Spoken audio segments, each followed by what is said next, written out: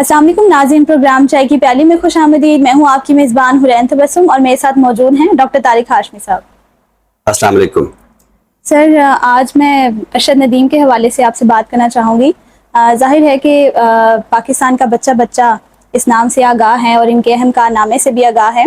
Paris Olympics में 40 साल बाद आपने जो है वो सोने का तमगा जीता पाकिस्तान के लिए, और ये हम पाकिस्तानियों के लिए भी बहुत खुशी की बात है, बहुत फ़ख्र की बात है कि उन्होंने हमारे लिए सोने का तमगा जीता। लेकिन सर, हम देखते हैं कि इस तमगे के बाद इनामात का जो एक सिलसिला है वो शुरू हुआ, और फिर जब ये अभी तक मेरे ख्याल से ये जारी है, तो सर एक नुक्ता नज़र सामने आ रहा है इनामात के हवाले से कि शायद कहीं ज़रूरत से ज़्यादा इनामात की बरसात हो रही है। इनाम देना एक अच्छी बात है, एक अच्छा अमल है, लेकिन ज़रूरत से ज़्यादा इनामात, फिर अगली बार जब अरशद नदीम कहीं भी खेलने जाएंगे तो हो सकता है उनके जहन पे एक दबाव हो इनामात के हवाले से। तो सर, ये जो एक नुक्ता नज़र हमारे सामने आ रहा है कि इनामात की जो बारिश है वो ज़रूरत से ज़्यादा हो गई है, तो आप इस नुक्ता नज़र को किस हद तक दुरुस्त मानते हैं? क्या कहेंगे इस हवाले से? मुझे लगता है हुरैन आप ना थोड़ी सी जेलस हो रही हैं। नहीं नहीं, बिल्कुल भी नहीं। अच्छा, चले, अच्छी बात है अगर आप जेलस नहीं हो रही और आप वैसे सवाल कर रही होते हैं। तो आपने एक लफ्ज बोला इनामात की बारिश, तो ये लफ्ज आप वापस ले लें, इनामात की बौछार। हाँ, बिल्कुल यही कहना चाहिए था। बौछार जो है वो हो रही है। बिल्कुल। देखिए हुरैन, एक तो चीजों को पॉजिटिव लेना चाहिए, और जहाँ कहीं कोई मनफी अंसर है तो उसको भी उभारना चाहिए। ज़ाहिर है हमारे इस शो का मकसद भी यही है कि कोई ऐसा पहलू कि जिस पर बात की जा सकती है और बात अब तक नहीं हुई तो हम बात करें। बिल्कुल। देखिए, एक तो आप ये देखिए कि हमारा जो खित्ता है जनूबी एशिया, इसमें अब तक कोई 14 के करीब गोल्ड मेडल आ चुके हैं।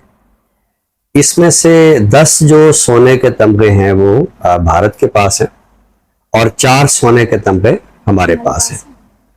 और बांग्लादेश, भूटान, मालदीव, श्रीलंका, नेपाल, इनके पास अभी तक कोई तिलाई तमगा नहीं है। और दूसरी तरफ जब हम तरक्की याफ्ता ममालिक को देखते हैं तो कमोबेश हर दफ़ा अमेरिका और चीन ये पहले नंबर पे होते हैं, कभी अमेरिका और कभी चीन। इस दफा भी यही सूरत हाल है। तो ऐसे आलम में जब हम देखते हैं कि जनूबी एशिया में 10 तमगे भारत के पास हैं और हमारा एक छोटा सा मुल्क है और हमारे पास 4 तमगे हैं, तो एक बहरहाल खुशी की बात और इत्मीनान की बात है।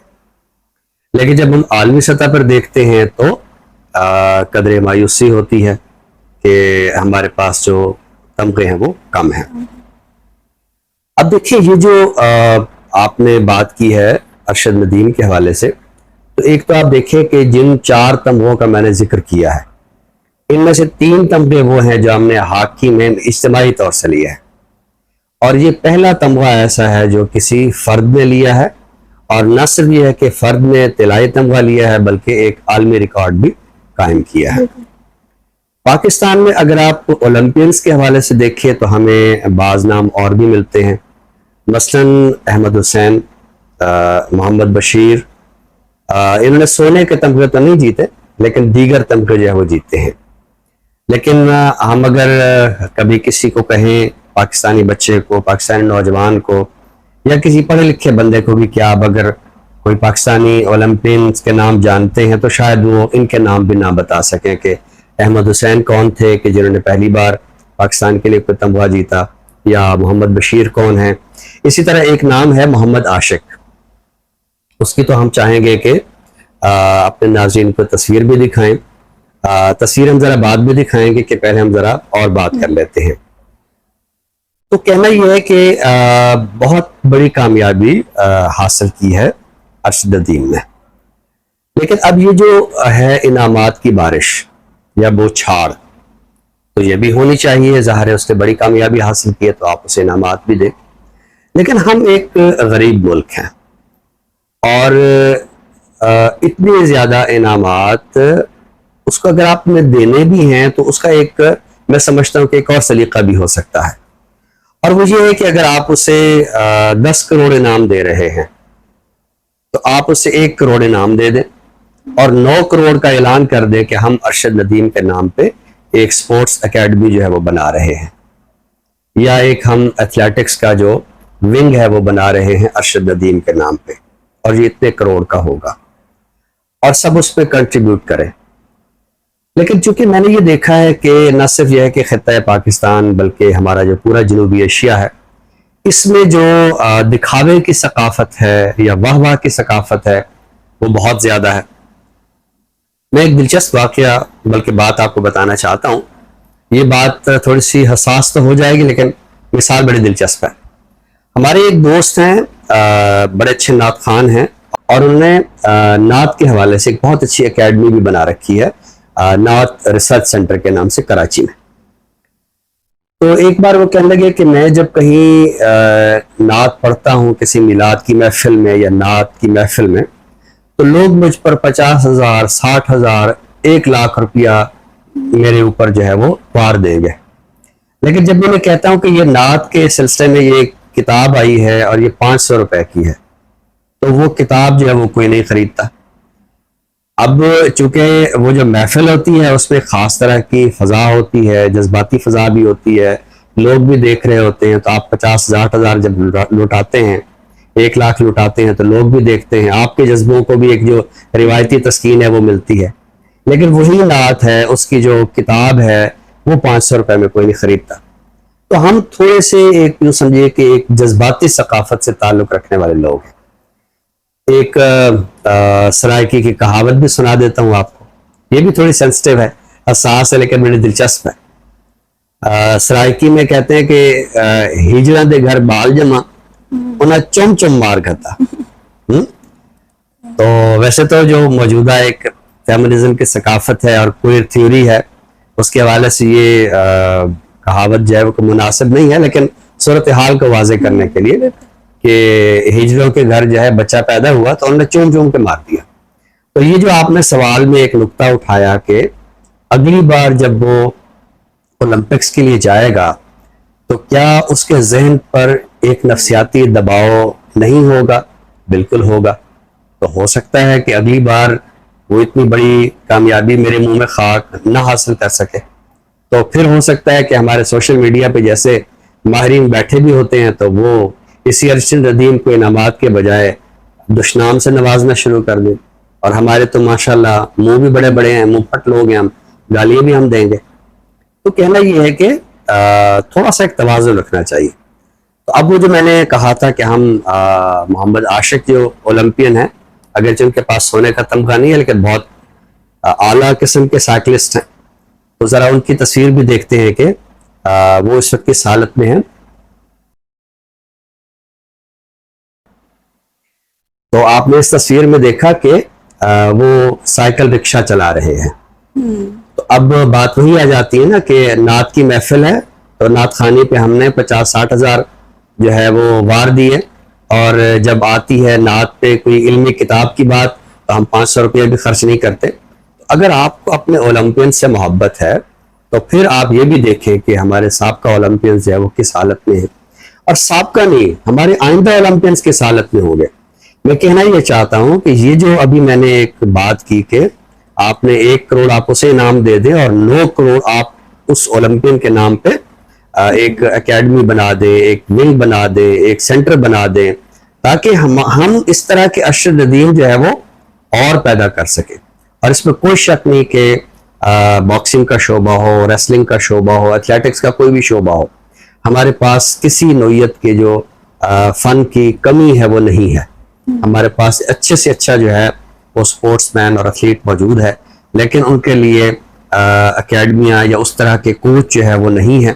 تو اگر ہم چاہیں کہ ہم اپنے اولمپئنس کو نوازتے رہیں تو پھر صرف اپنے موجودہ اولمپئن کو نہیں، اپنے سابقہ اولمپئنس کو بھی سنبھالیں کہ وہ کس حالت میں رہے۔ اب تو خیر محمد عاشق دنیا سے چلے گئے ہیں، تو اور ہمارے جو آئندہ اولمپئنز ہوں گے وہ کس حالت میں ہوں گے، ہم نئے سے نئے بڑے سے بڑا اولمپئن جو ہے وہ کیسے پیدا کر سکتے ہیں۔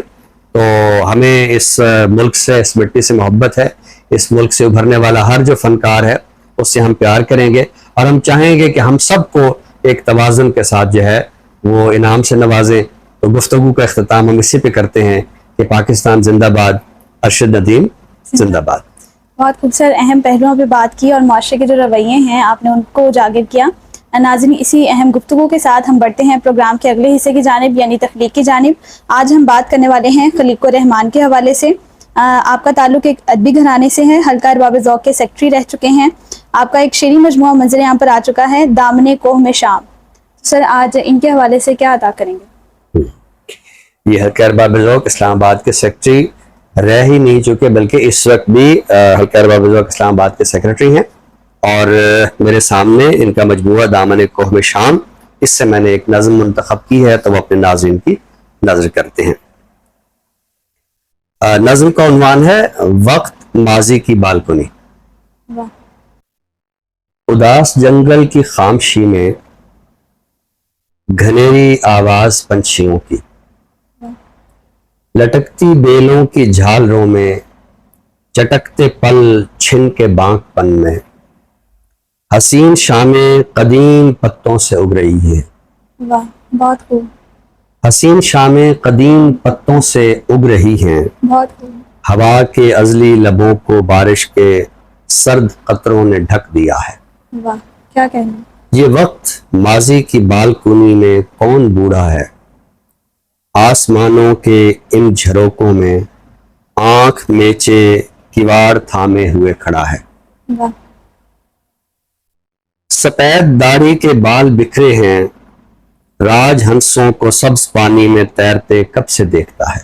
واہ، یہ کس کی بھیگی نمیدہ آنکھیں خمیر مٹی کے دھندلے شیشے سے جھانکتی ہیں، بہت فریم ہوتے ہوئے مناظر کی گھاس آتے ہوئے زمانوں کے بھاری بوٹوں سے ٹوٹتی ہے، خیال کی جست کوہنا صدیوں کے کتنے منظر پھلانگتی ہے۔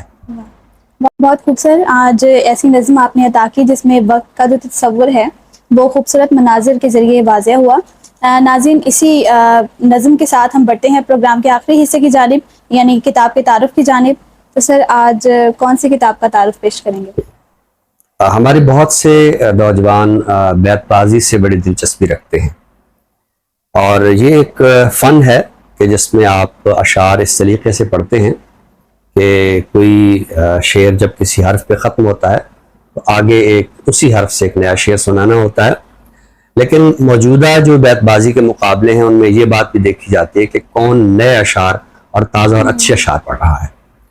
تو وہ نوجوان جو دلچسپی رکھتے ہیں بیت بازی سے، ان کے لیے یہ ایک کتاب ہے میرے پاس، 2 جلدوں میں ہے، کہیں کوئی شعر سنا دیا۔ اس کے مرتب ہیں پروفیسر شجیل بخاری۔ آپ خود بھی اردو زبان و ادب کے اچھے استاد ہیں، اور اس کتاب کو اگر ہم دیکھیں تو اس میں ایک خاص سلیقہ رکھا گیا ہے کہ اگر ہم اس کے مندرجات کو دیکھیں تو ایک تو اس میں اشعار جو ہے وہ موضوع کے لحاظ سے دیے گئے ہیں، اور اس کے بعد تمام موضوعات کو ایک خاص حروف تہجی کی ترتیب سے یہاں رکھا گیا ہے۔ یعنی اگر آپ کوئی خاص موضوع تلاش کرنا چاہتے ہیں تو اس فہرست سے آپ جو ہے اس موضوع کو بڑی آسانی سے تلاش کر سکتے ہیں۔ دوسرا، جیسے میں نے کہا کہ اس کتاب میں جو خوبصورتی ہے وہ یہ ہے کہ اس میں نئے اشعار دیے گئے ہیں۔ یعنی بیت بازی میں عموماً ایک بات دیکھی جاتی ہے کہ کون نئے اور تازہ شعر پڑھ رہا ہے، تو ہمارا جتنا بھی جدید غزل کا منظر نامہ ہے اور جتنی نئی اور تازہ شاعری ہو رہی ہے، تو شجیل بخاری صاحب نے ہمارے ان تازہ کار شعراء کے جو شعر ہیں ان کے دواوین اور ان کے جو شعری مجموعے ہیں ان سے منتخب کیے ہیں۔ تو اس لحاظ سے میں سمجھتا ہوں کہ تازہ کار شاعری کا یہ ایک مجموعہ ہے۔ میں مبارکباد بھی دیتا ہوں شجیل بخاری صاحب کو، اور بیت بازی سے دلچسپی رکھنے والے جو ہمارے نوجوان ہیں، ہمارے جو طلباء و طالبات ہیں، ان کو یہ دعوت دیتا ہوں کہ اگر آپ نے اچھے شعروں کا انتخاب دیکھنا ہے، اگر آپ نے بیت بازی میں تازہ کار شعراء کے کلام کو پڑھتے ہوئے مقابلے میں اچھی پوزیشن حاصل کرنی ہے، تو پھر یہ کتاب لازماً دیکھیں، اس کو پڑھیں، کہیں کوئی شعر سنا دیا۔ مجھے اس کا عنوان بھی بہت اچھا لگا ہے۔ اس عنوان میں خاص طرح کا ایک تہذیبی رنگ بھی ہے، اور جب ہم کہیں بیٹھتے ہیں تو ایک تو ہوتا ہے کہ آپ کو غزل سنائیں، کوئی نظم سنائیں، لیکن برسبیل تذکرہ کوئی شعر بھی یاد آ جاتا ہے، اس لحاظ سے اس کا عنوان بھی بہت خوبصورت ہے، کہیں کوئی شعر سنا دیا۔ مرتب ہیں پروفیسر شرجیل بخاری۔ عمدہ سر، ہمیشہ کی طرح آج بھی نہایت اہم کتابوں کا تعارف آپ نے پیش کیا۔ ناظرین، اسی کے ساتھ ہی ہم آپ سے اجازت چاہیں گے، نئے موضوع کے ساتھ انشاءاللہ آپ کی خدمت میں دوبارہ حاضر ہوں گے۔ تب تک کے لیے اپنی میزبان حورین تبسم اور ڈاکٹر طارق ہاشمی صاحب کو دیجیے اجازت۔ اللہ حافظ۔ اللہ حافظ۔